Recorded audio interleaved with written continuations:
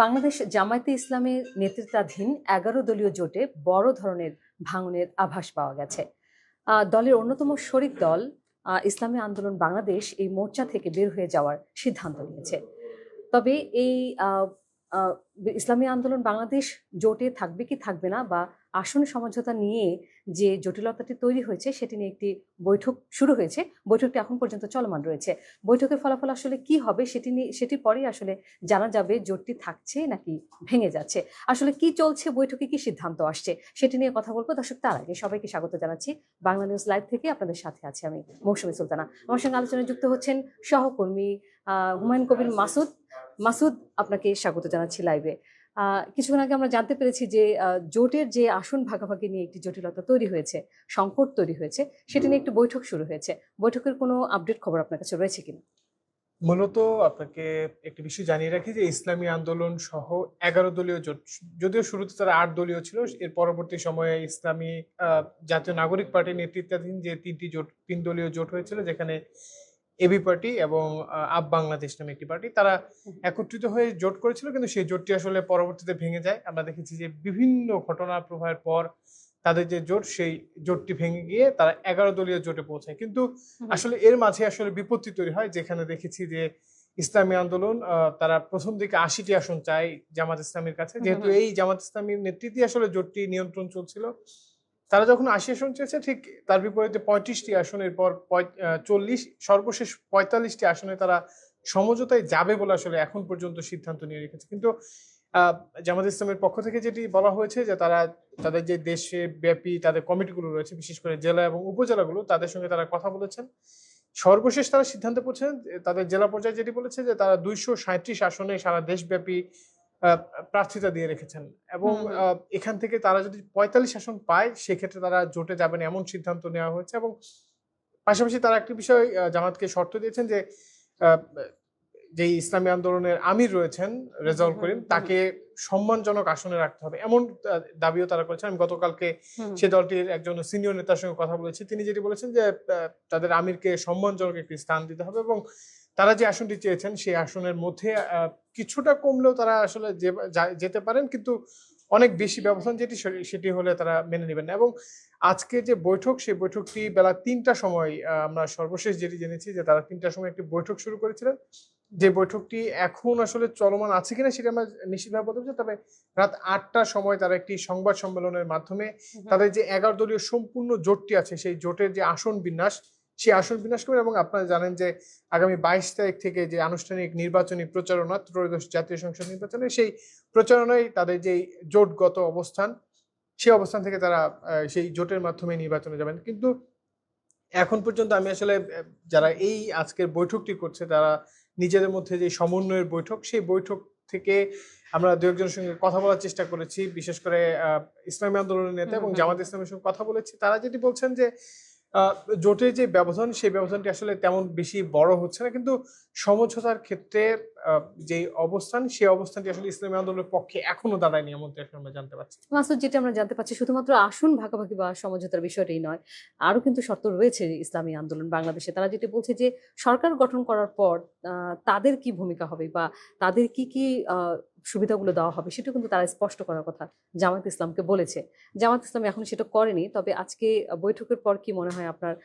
৪৫-৭০ তাদের প্রত্যাশা, ৭০ জামায়াত তাদেরকে দিচ্ছে ৪৫। এটি কি সমাধান হতে পারে কিনা?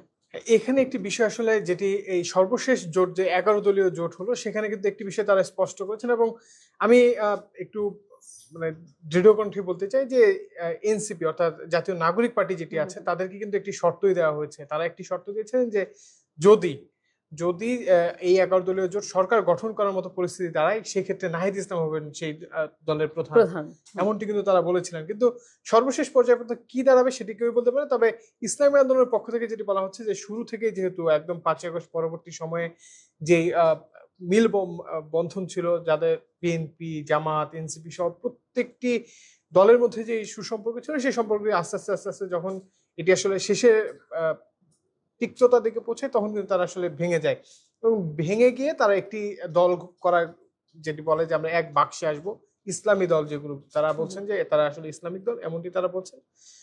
আহ, তারা একত্রিত হতে যাচ্ছেন, কিন্তু সর্বশেষ পর্যায় পর্যন্ত কারা এই দলের নেতৃত্ব দিবেন সেটি কিন্তু বলা যাচ্ছে না। তবে এখন জামাতের যে প্রভাব, বিশেষ করে আমরা দেখছি যে যে 300 আসন বাংলাদেশের যে নির্বাচনী প্রচার ব্যবস্থা, সেই ব্যবস্থায় কিন্তু 300 আসন রয়েছে। সেই 300 আসনে জামাত ইসলামী সর্বোচ্চ আসন দেওয়ার কথা রয়েছে। তারা 170টির মতো আসন তারা নিজেরা নেবেন, এবং বাদবাকি যে আসনগুলো আছে সেই আসনগুলো 11টা, যে এলডিপি সহ অন্যান্য যে রাজনৈতিক আপ বাংলাদেশ, এবি পার্টি সহ যে দলগুলো আছে সেই দলগুলোকে তারা দিবেন। সেক্ষেত্রে যে দ্বিধা বা বিপত্তি তৈরি হচ্ছে, যে ইসলামী আন্দোলন তারা বলছেন যে সম্মানজনক অবস্থান তাদের আমিরকে দিতে হবে। সেক্ষেত্রে তারাও আসলে চাচ্ছেন যদি তারা এই জোট থেকে তারা হুম হুম সংখ্যা হুম। গরিষ্ঠ আসন পায়, সেক্ষেত্রে তো সহসাই তারা প্রধানমন্ত্রিত্ব পাবেন। সেই প্রধানমন্ত্রীর ক্ষেত্রে কারা আসলে প্রধানমন্ত্রী হবেন সেটি নিয়েও কিন্তু তারা দ্বিধাদ্বন্দ্ব রাখছেন। তারা আচ্ছা বলছেন যে আচ্ছা। সম্মানজনক যে আসনটি সেটি আসলে তাদের আমিরকে দিতে হবে। কিন্তু মাসুদ, আমরা যেটা দেখেছি যে এই যেদিন গত বুধবার তাদের যে সংবাদ সম্মেলন ছিল এই সমঝোতা নিয়ে, সেটি কিন্তু স্থগিত করা হয়েছে। এবং তারপরে কিন্তু বগুড়া 3 আসনের যিনি জামাতের প্রার্থী রয়েছেন, তিনিও নূর মোহাম্মদ, তিনি কিন্তু তার ভেরিফাইড ফেসবুকে তিনি একটা স্ট্যাটাস দিয়েছেন যে এটা সত্য যে তাদের জোট ভেঙে যাচ্ছে। পরবর্তীতে আমরা দেখেছি জামাতের আমির তিনিও তার ফেসবুক পেজে একটি পোস্ট করেছেন এবং এই সংকটকালীন সময় সবাইকে ধৈর্য ধরার আহ্বানও জানিয়েছেন। সবকিছু মিলে আসলে কি বার্তা দিচ্ছে? এটা কি ভাঙনেরই আভাস পাওয়া যাচ্ছে কিনা? একদমই বলা যায়। কেননা আপনি আহ, যেটি বলছিলেন যে গতকালকে তারা একটি সংবাদ সম্মেলন করার কথা রয়েছে, যেটি সন্ধ্যার সময় হওয়ার কথা ছিল, কিন্তু সেই সংবাদ সম্মেলনটি আসলে আহ, গতকালকে স্থগিত করা হয়। যেখানে হুম আসলে হুম একটি বিষয় আমি আপনাকে বলে রাখি যে গতকাল থেকেই তারা, গতকাল না বলা যায় যে এই নির্বাচনে যে এই জোট হয়েছে তারা, যেখানে তারা বলছেন যে ইসলামী দলগুলো এক বাক্সে এসে নির্বাচন করে দেশের প্রধানমন্ত্রী গ্রহণ করবেন, হুম হুম। এমনকি তারা আভাস দিলেও তাদের মধ্যে যে এই সম্পর্কের টানাপোড়েন সেটা কিন্তু গত 15 দিন, অর্থাৎ এনসিপি যেদিন থেকেই এই ইসলামী দলে যোগদান যোগ করে সেদিন দিয়েছে। থেকেই কিন্তু হুম আসলে বিপত্তি তৈরি হয়। তারা চাচ্ছিলেন যে আসলে এখন আসলে দলের কোন দিকে যাবে, কারা হবেন দলের প্রধান। তারা যেমন শুরু থেকে বলছিলেন যে দলের প্রধান হিসেবে জামাতের আমির, এর পরবর্তী সময়ে নাহিদ ইসলাম যখন আসলে এই ইসলামী জোটে যুক্ত হলো, সেখানেও কিন্তু তারা বলেছেন যে নাহিদ ইসলাম হবেন এই দলের প্রধান। এই যে যে টানাপোড়েন, সেই টানাপোড়েন থেকে সর্বশেষ তারা দফায় দফায়, যেখানে খেলাফতে মজলিসের আমির হুম হুম হুম। মামুনুল হক তার নেতৃত্বে বেশ কয়েক দফায় প্রত্যেকটি দলের সঙ্গে তারা আলোচনা করেছেন। আমরা দেখেছি ইসলামী আন্দোলনের সঙ্গে জামাতের নেতাকর্মীরা আলোচনা করছেন। সর্বশেষ খেলাফতে মজলিসের পক্ষ থেকে মামুনুল হক তাদের কাছে গিয়েছিলেন, যেখানে গিয়ে তারা প্রস্তাব করেছিলেন, এবং সেই প্রস্তাবটা কিন্তু ইসলামী আন্দোলন প্রত্যাখ্যান করেছিল, যেখানে হুম বলেছিল হুম যে হুম। তাদেরকে সম্মানজনক যে অবস্থান, যেহেতু তারা জোটের শুরু থেকেই আছেন। হুম হুম। প্রথম দিকে তো আমরা দেখেছি যে ইসলামী আন্দোলন এবং জামাত ইসলামী দুইটি দল সারা দেশব্যাপী তারা তাদের কর্মসূচি দিয়েছে, তারা কর্মসূচি পালন করেছে। সেখানে কিন্তু দুই দলের আমরা অবস্থান দেখেছি, এবং ইসলামী আন্দোলন ব্যাপক শক্ত অবস্থানে আমরা দেখেছি বলা যায়। এর পরবর্তী যখন টানাপোড়েন তৈরি হয়, সেখান থেকেই কিন্তু আসলে এই বাধা বিপত্তি তৈরি হয়। তারা সেই বিপত্তি এখনো কাটিয়ে উঠতে পারেনি। আজকে রাত 8টার সময় যে আনুষ্ঠানিকভাবে তারা সংবাদ সম্মেলনটি করবেন, সেই সংবাদ সম্মেলনের মাধ্যমেই জানা যাবে যে তারা আসলে জোটে থাকছে নাকি থাকছে না, থাকছে কিংবা না। আসন সমঝোতায় তারা রাজি হবেন নাকি রাজি হবেন না। সেক্ষেত্রে কিন্তু মাসুদ, যে জামাতে আমিরের যে ফেসবুকে যে তার পোস্ট, সেটা কিন্তু নিশ্চয়ই একটু অর্থবহ একদম। রয়েছে। আমি যেমনটি দেখেছি যে তিনি ফেসবুক পোস্টের মাধ্যমে বলেছেন যে জামাতের পক্ষ থেকে তিনি জানিয়েছেন যে তাদের সঙ্গে দীর্ঘদিন ধরে একসঙ্গে রাজনীতি করছেন ইসলামী আন্দোলন। সেখানে ইসলামী আন্দোলনকে কটাক্ষ করে কিন্তু জামাতের বহু নেতাকর্মী তারা ফেসবুকে, সোশ্যাল মিডিয়ায় তারা বলাবলি করছিলেন। সেখান থেকে জামাতের আমি সেই দায়বদ্ধতা থেকে তিনি বলেছেন যে আমরা কেউ যেন আসলে অতি রঞ্জিত বা অতি উৎসাহী হয়ে কোনো কিছু না বলি।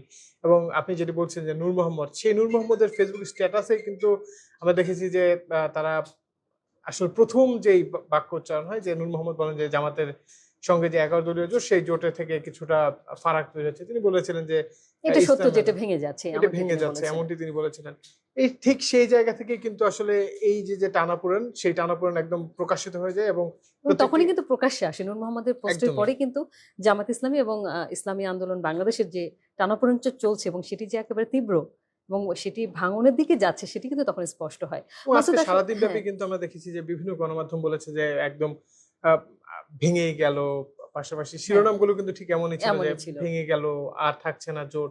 এই সারাদিন ব্যাপী যেই আলোচনা সমালোচনা ছিল, সেটির আসলে আমি আপনাকে একটি বিষয় বলে রাখি যে আর আজ রাত 8টার সময় তারা কাকরাইলে ইঞ্জিনিয়ার ইনস্টিটিউশন যেটি রয়েছে, সেখানে তারা আনুষ্ঠানিকভাবে আহ, ঘোষণা দিবেন যে তাদের যে ৩০০ আসন সেই ৩০০ আসনে ১১ দল থাকছে নাকি একটি দল কমে যাওয়ার যে বিষয়টি আলোচনায় আছে সেটি সেটি তৈরি হবে হবে। কিনা। মাসুদ, যে জোট নিয়ে এত আলোচনা, আসলে সেই জোটটি কিভাবে হলো? যারা এই জোটে শরিক দলগুলো রয়েছে তারা আসলে কোন কোন শর্তে জোটে যোগ দিয়েছিল? জোটটি মূলত বলা যায় যে ৫ই আগস্ট পরবর্তী সময়ে আপনাকে কিছুক্ষণ আগে যেমনটি বলছিলাম যে টানাপোড়েনের যে সম্পর্ক, সেই সম্পর্কের পর তারা একটি সিদ্ধান্ত নেয় যে ইসলামী যে মোর্চার দলগুলো হুম, হুম, রয়েছে, হুম, হুম। যদিও তাদের মধ্যে আকিদাগত পার্থক্য, নানা ধরনের পার্থক্য ছিল। আমরা আ ইসলামী আন্দোলন, জামায়াত ইসলামী প্রায় প্রত্যেকটি রাজনৈতিক দলের নেতাকর্মীদের সঙ্গে কথা বলেছি। তারা যেটি বলেছেন যে এবার আকিদাগত নয়, এবার তারা আসলে চাচ্ছেন যে আ যে ইসলামী মোর্চাটি রয়েছে সেই মোর্চা অনুযায়ী তারা একত্রিত হয়ে নির্বাচন করবেন এবং সেই নির্বাচনে যতগুলো দলই হোক তারা সেই দলে একত্রিত হয়ে আসলে রাজনীতিতে মাঠে আসবেন। মাঠে নামেন, হ্যাঁ। সেখান থেকে আকিদাগত পার্থক্য বাদ দিয়ে তারা এক পর্যায়ে বা এক মোর্চায় আসেন। যেই মোর্চা থেকে তারা বলেন যে দেশের শাসনভার ইসলামী ভাবে কায়েম হবে বা ইসলামী যে শরিয়া আছে সেই শরিয়া অনুযায়ী চলবে। সেই নানা ধরনের প্রতিশ্রুতি নিয়ে তারা একত্রিত হন। এবং শুরুতে যেমনটি ছিল যে জামাত ইসলামের আমির ডক্টর শফিকুর রহমান তিনি আসলে এই দলটির নিয়ন্ত্রণ নিয়েছিলেন। পাশাপাশি ইসলামী আন্দোলনের যেই আমির রয়েছেন রেজাউল করিম তিনিও আসলে এখানে আ ব্যাপক নীতি নির্ধারণের পর্যায়ে ছিলেন। ডক্টর আজাদ তিনিও ছিলেন। এই যে সবার একত্রিত বা সম্মিলিত এর পরবর্তী সময়ে মামুনুল হকও এখানে এসে যুক্ত হন। এই সম্পর্ক থেকে সর্বশেষ এনসিপি যখন আসলে এই ১১ দলীয় জোটে যুক্ত হলো, ঠিক সে সময় কিন্তু আমরা দেখেছি যে তাদের মধ্যে সম্পর্কে যে টানাপোড়েন সেটি ইসলামী আন্দোলনের সঙ্গে হয়ে গেল। মূলত তারা চেয়েছিলেন যে যেভাবেই নির্বাচন হোক যদি ১৫১ আসন অর্থাৎ তাদের যে এই সম্মিলিত ১১ টি দল তারা যদি ১৫১ আসন পায় তার মানে তারা প্রধানমন্ত্রিত্ব করবেন। সেক্ষেত্রে প্রধানমন্ত্রী কে হবেন সেটি নিয়ে তাদের মধ্যে কথাবার্তা চলছিল। হুম, হুম, হুম। আ এই জায়গা থেকে তাদের মধ্যে টানাপোড়েন তৈরি হয় এবং সর্বশেষ পর্যায়ে সেই টানাপোড়েনটি এখন আসলে অনেকটা তিক্ততায় একটা পরিণত হয়েছে। ভাঙনের দিকেই যাচ্ছে। অনেকটা ভাঙনই বলা যায়। মাসুদ, যদি ভাঙনই হয় বা আমরা নিশ্চয়ই সেটা জানতে পারবো বৈঠকের ফলাফল বা সংবাদ সম্মেলনে। যদি ভাঙন হয় বা শরিক আ দল যেটি আ ইসলামী আন্দোলন বাংলাদেশ, তারা যদি মোর্চা থেকে বের হয়ে যায় তাহলে তাদের মানে হিসাবটা কি হবে আসন ভাগাভাগির ক্ষেত্রে? আসন ভাগাভাগি বলতে তারা ইতিমধ্যে ২৩৭ আসন প্রার্থীতা দিয়ে রেখেছে। হুম, এবং তারা যেটি বলছে যে তাদের নির্বাচনী যে প্রস্তুতি সেটি জেলা উপজেলা ভিত্তিক পর্যায় পর্যন্ত তারা নির্বাচনী প্রস্তুতি নিয়ে রেখেছেন।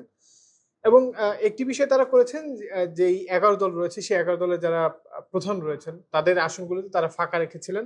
সেখান থেকে তারা হয়তোবা সরে আসবেন। যেহেতু এটি স্বাভাবিক নিয়মে ২২ তারিখ থেকে নির্বাচনী প্রচারণা শুরু। আগামী ১২ই ফেব্রুয়ারি ত্রয়োদশ জাতীয় সংসদ নির্বাচন। সেই জায়গাগুলো থেকে তাদেরকে আসলে যেই আসনগুলো রয়েছে সেখান থেকে ফাইট করতে হবে এবং আ যেহেতু বিগত সময় হচ্ছে এবার নির্বাচনটি হুম, হুম, হুম। অনেকটাই ইনক্লুসিভ একটি নির্বাচন হচ্ছে। যেখানে আসলে তাদের যেই অবস্থান, সেই অবস্থান থেকে কতটি আসন তারা পাবেন সেটি নিশ্চিতভাবে বলা না গেলেও তাদের মধ্যে যে একটি আ সম্পর্কের টানাপোড়েন তৈরি হয়েছে, সেই টানাপোড়েন থেকে হয়তোবা দলটি কিছুটা ক্ষতিগ্রস্ত হতে পারে। ১১ দলীয় যে জোট রয়েছে তারা কিছুটা ক্ষতিগ্রস্ত হতে পারে। হ্যাঁ, মাসুদ, আপনাকে অসংখ্য ধন্যবাদ জানাচ্ছি আপডেট তথ্য জানানোর জন্য। দর্শক যারা দেখছেন আপনাদেরকেও ধন্যবাদ জানাচ্ছি এতক্ষণ আমাদের সঙ্গে যুক্ত থাকবার জন্য। জামায়াতে ইসলাম এবং একই সঙ্গে ইসলামী আন্দোলন বাংলাদেশের সম্পর্কের মধ্যে যে টানাপোড়েন তৈরি হয়েছে এবং আসন ভাগাভাগি নিয়ে যে জটিলতাটা তৈরি হয়েছে সেটির কি শেষ পর্যন্ত কোন দিকে যাচ্ছে, কোন দিকে গড়াচ্ছে সেটি জানবার জন্য নিশ্চয়ই আর কিছুক্ষণ অপেক্ষা করতে হবে। কারণ রাত ৮টায় তাদের যে বৈঠকটি শেষ হয়েছে বা চলছে সেই বৈঠকের ফলাফলটা আমরা বা আনুষ্ঠানিক ব্রিফিংটা আমরা জানতে পারবো রাত ৮টায়। ততক্ষণ পর্যন্ত নিশ্চয়ই আপনারা বাংলা নিউজে চোখ রাখবেন আপডেট খবর জানবার জন্য। যে যেখান থেকে দেখছেন সবাই ভালো থাকবেন, সুস্থ থাকবেন এবং সবার জন্য শুভরাত্রি।